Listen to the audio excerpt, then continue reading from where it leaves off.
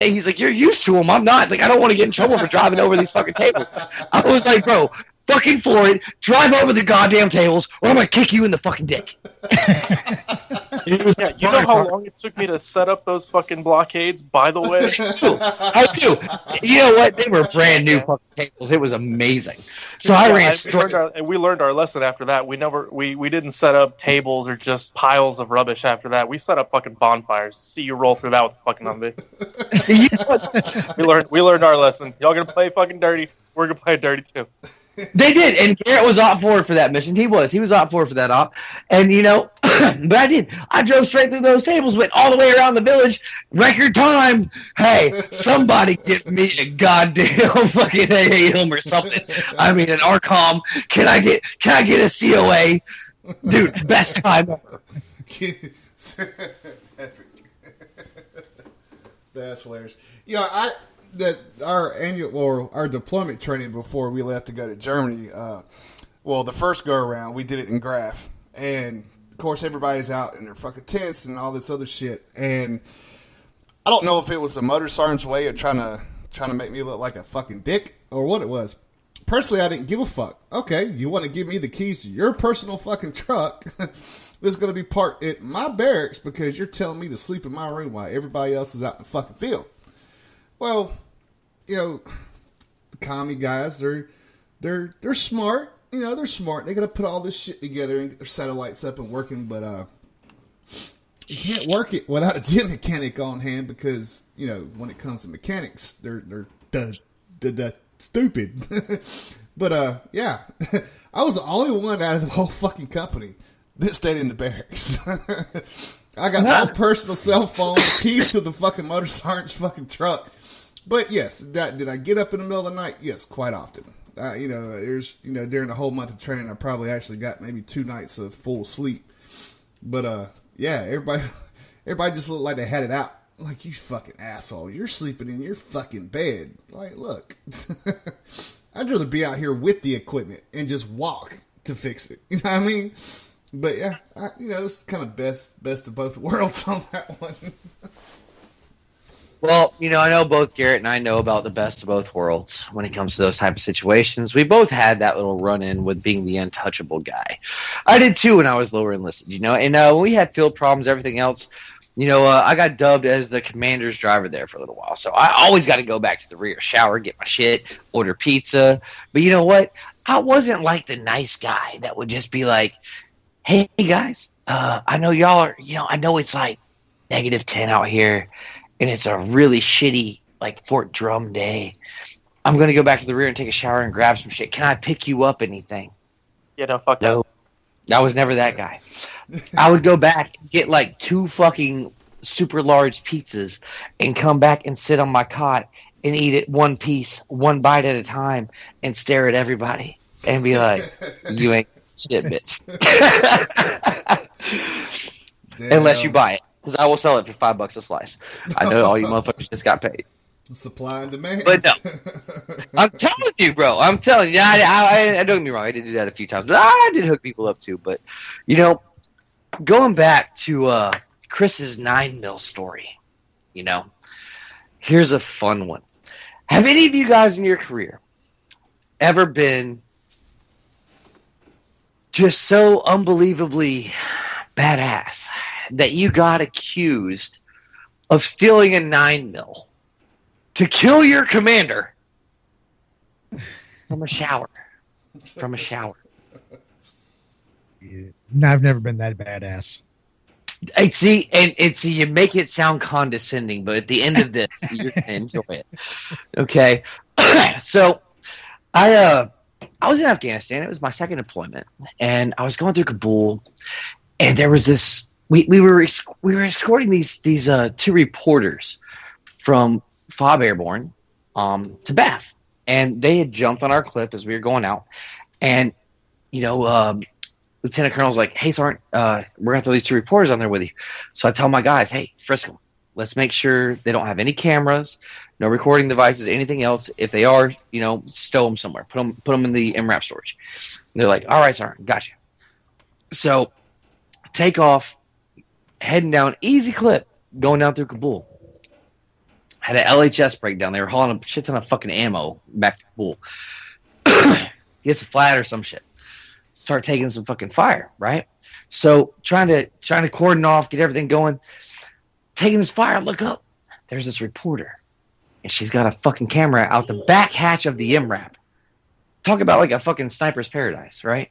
And all I'm sitting here thinking is, I'm gonna be the NCO that lost a civilian to sniper fire. Yay! So I grab a rock and I'm throwing it at her because I've been yelling at her, trying to get her attention. She's not listening to me. She's sitting out there with this fucking camera. I throw the rock. I get the magic shot. I do. It hits her camera. Camera falls, and when it falls, I just fucking butt stroke the fuck out of it and break it. Right? Because that's what you're supposed to do. And she drops back in the hatch, everything else, and this car just starts like hauling ass towards me. And I'm like, oh fuck. So I'm looking, and I'm on my my embedder with my gunner, and I'm just like, dude, like if this dude, you know, gets within 25 meters of me, start at the engine block and work your way up. He was like, we're in Kabul. And I was like, shut the fuck up and do what I say. You know, if he gets within 25 meters, shoot the fucking engine block. So he did. He shoots the engine block. I let one go. And I actually shot one. It was, once again, magic shot. Goes through his fucking hand. Literally. Like, couldn't get it. Couldn't get a headshot. Couldn't get a hard shot. No, goes through his hand. Goes through the windshield. It ricochets basically off the hood through the windshield through his hand. And he crashes into a fruit cart. So we go to like the Tana, all that shit, you know what I mean?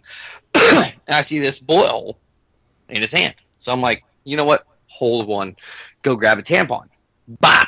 Yeah, hurts like a motherfucker. Guess what, dude? It works. I fixed it. Cut the ends off, sear it, Israeli bandage. Good to go. Hey, buddy, I did you a favor. That cost you at least 2 of your wives at the fucking Afghan hospital. Just saying. But, dude, you know, so I kind of get sidelined for this whole thing. And I'm sitting on, where was it? It was, I got moved all the way back to Fob Shank. And I'm sitting there doing, like, my punishment, waiting for him to do all the lines, everything else, do the investigation, you know, the 15-6. And as I'm there, you know, my sergeant comes up to me and he's like, dude, you know, command's gunning at you hard. I'm going to try to keep you off the radar. What do you want to do? And I was like, dude, put me away from everybody. Like, you guys got like a forklift or something, like something stupid I can do just where I can fuck shit up away from everybody? He's like, yeah, dude. He's like, we got a class 4 yard, a forklift. I was like, done, right here, this guy. So this is done, put me over there.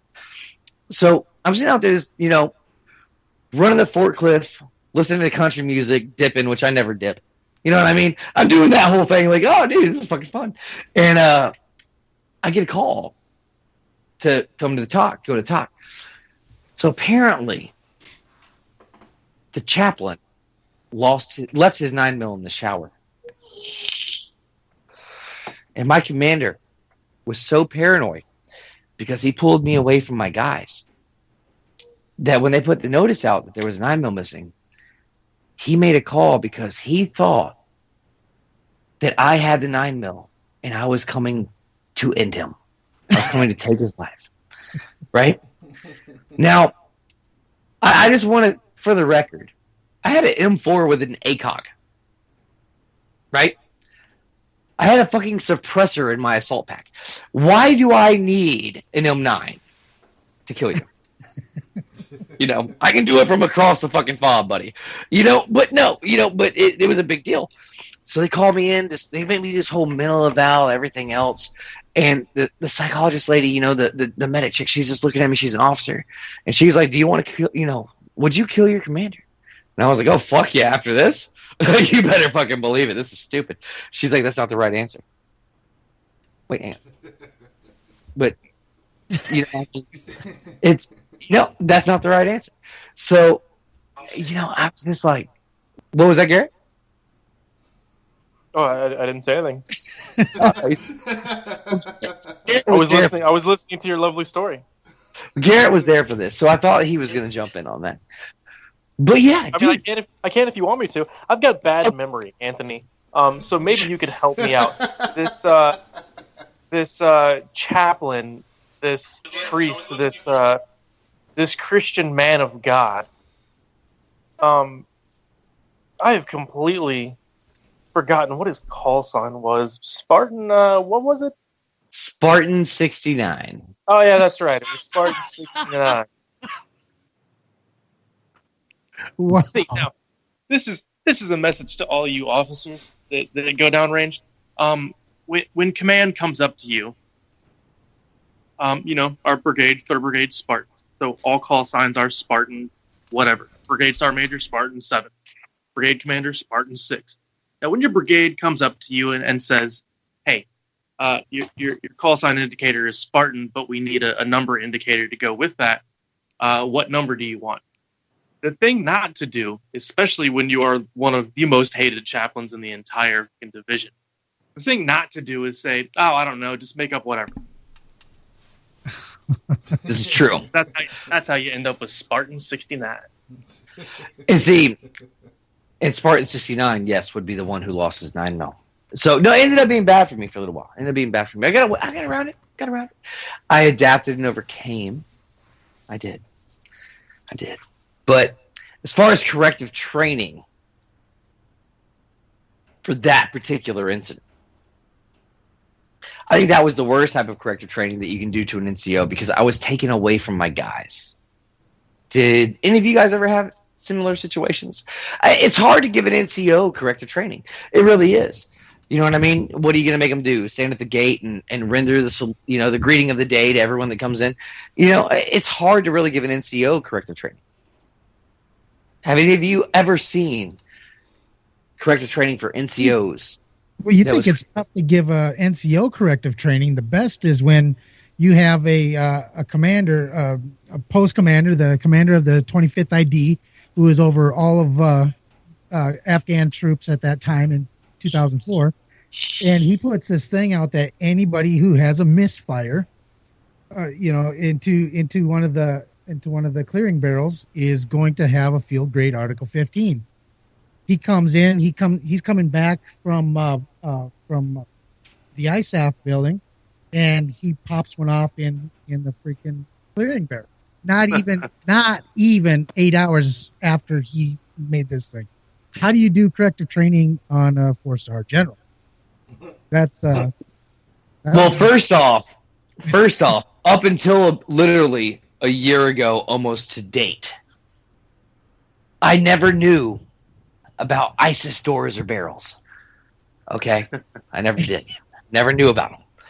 But after a year ago, I will say, those motherfuckers creep up on you, and sometimes you just gotta fucking shoot them.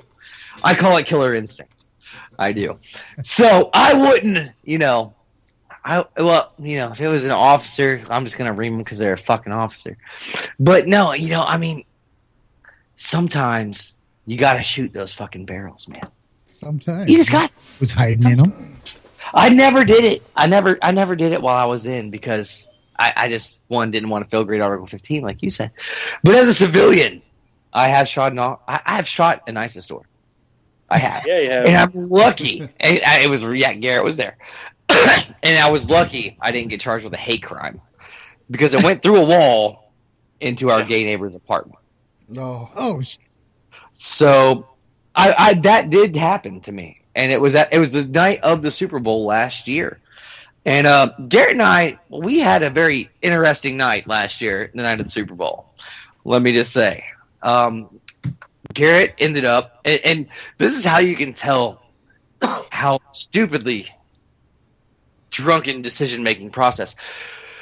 Garrett ended up driving my Challenger and drifting through an apartment complex with me hanging out of the window with my 9mm. Yeah. Okay. So with this whole situation, first of all, I'm gonna pat myself on the back because that was a front wheel drive, and I was drifting that shit like fucking champion. He was. Second of all, we also had a little fucking AAR afterwards, and Mr. Jindro was given some corrective training on how to properly hang out of a moving vehicle whilst unholstering a pistol, because he didn't do it the right way the first time. So on top of having to drift around this fucking neighborhood, I'm only drifting with one hand because the other hand is leaning over, holding his leg so he doesn't fall out the fucking car. This is true. Not gonna lie. That was a fun night. It was a fun night. It was a very fun night. Now, I was not hanging out the window properly because I was